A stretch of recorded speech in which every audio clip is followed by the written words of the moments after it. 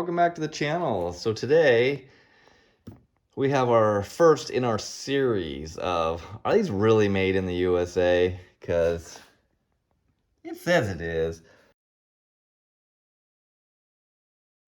And at first glance, if you look at this amplifier, it looks a lot like a Lanzar. And I was wondering, you know, is this a Z Audio built amp? I think you're gonna find it's not. So you know what? With the magic of technology, let's make this thing beautiful again.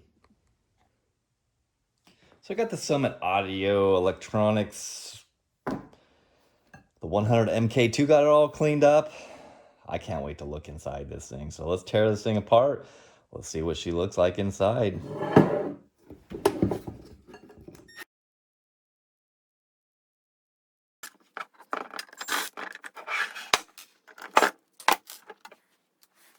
Check this out. It's got some guy's phone number on the back. It says, I work. His phone number. I don't know if those were sold on Marketplace or something, but anyways, let's take a look and see what the heck's inside this thing.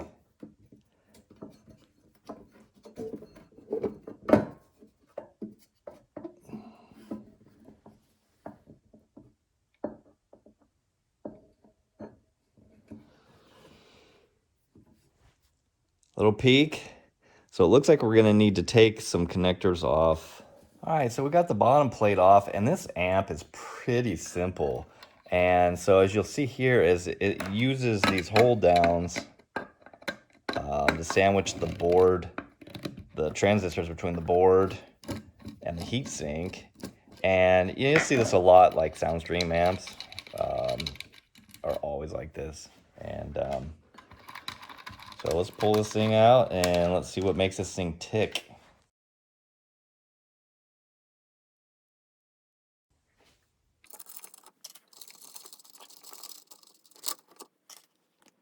All right, so we're gonna look at this board, and as you can see here, it says revision D. And let's see here, Summit Electronics, number 100, precision crafted in the USA. So let's pull this board out and see what else we can find. All right, I need to show you guys something. So if you can see here, okay, if you look down here, there's a whole row on both sides of the transistors, and these things have been clamped down, okay? And between the transistor and the board isn't anything, but between the base of the transistor, which is conductive, there is thermal paste, and then there's an insulator sheet, and this looks like it's just kind of that mica paper stuff, and there's more insulating thermal grease on the other side, and these things have been clamped down for 30 plus years. If I try to pry these up, what you can see here are the legs, and they come and then they're soldered through the top side here of the board. If I pry this thing up, it's gonna bend these things and maybe break the legs off. And these things are really in there. I want to power this thing up and see if it works and everything before I get too crazy in it. But one of the things I want to show you is this amp. I wanted to see what the transistors and stuff were, what brand they were, but this thing has in it, I don't know if you can see up close, but those are Nichicon Muse, M-U-S-E, and apparently those are high-end caps. So a little research on these caps told me that these are a higher end grade cap that are specific to audio use, and probably cost a lot more than just your traditional caps. So this thing's got all Nichicons in it and stuff, and so here we can see what those are. I don't know what those are. They're transistors, but drive transistors, but I don't know what they are. So let's see if we can see what the op amp drive. It's a TL494CN.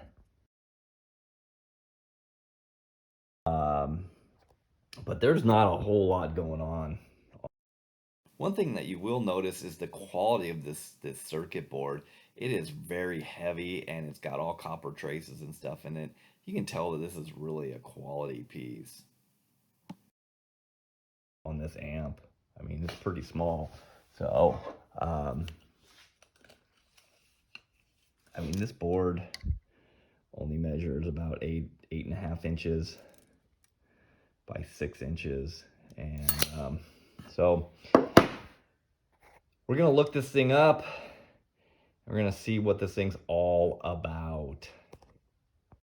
So Big D Wiz was able to kind of direct me into where to find this stuff. And I had the car audio directory from 1994 and it's in there. This is actually a 95 model.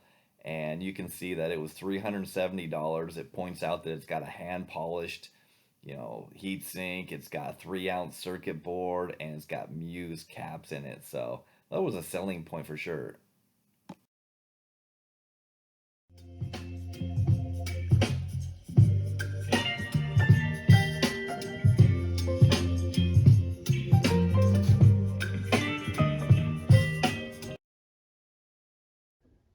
All right, so we've got the Summit Mark II on the dyno, 4 ohm stereo. Both channels are loaded. I believe this thing's rated at 50 watts a channel. Let's see what she does.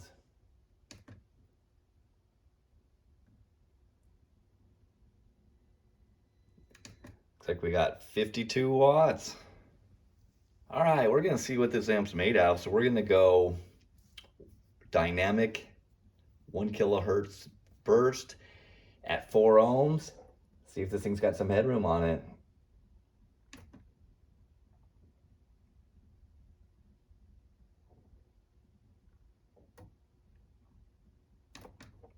Wow, 63 watts. That's impressive, man.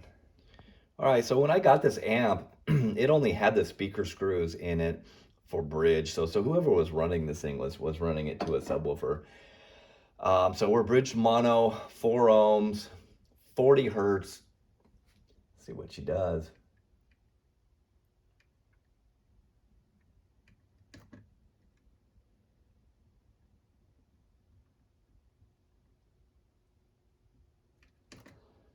Looks like we got 130 watts.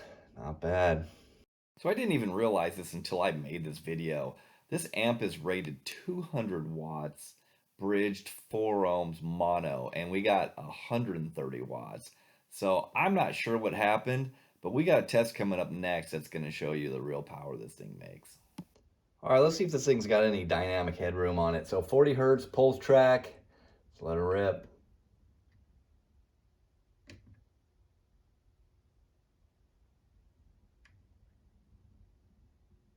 Oh man, 246 watts. No way. That's crazy. Whew. So you can pause it if you like, but you can see that this thing definitely made its rated power and it's definitely a quality piece. Well, what do you think? I'm going to say that this amp is definitely a high quality, high end piece, made in the United States. I think there's, no way to dispute it. It did its rated power and then some, and it did it really well with some amazing quality components in this thing. So I think this amp is something special. And, I hope you guys enjoyed it. And we got some more of these, not these, but other American made amps. I've got a Boss Audio, an Orion Cobalt, a Precision Audio. Oh my God, check them out. To test and check them out and kind of see if, really is, or if it's just kind of more of a slogan, catchphrase, kind of a selling tool. But anyways, hey, This was a lot of fun. Hey, don't forget to subscribe. Leave some comments. Let me know what you guys think. And hey, pick up one of our channel stickers. There's a link in the description. And catch us next time.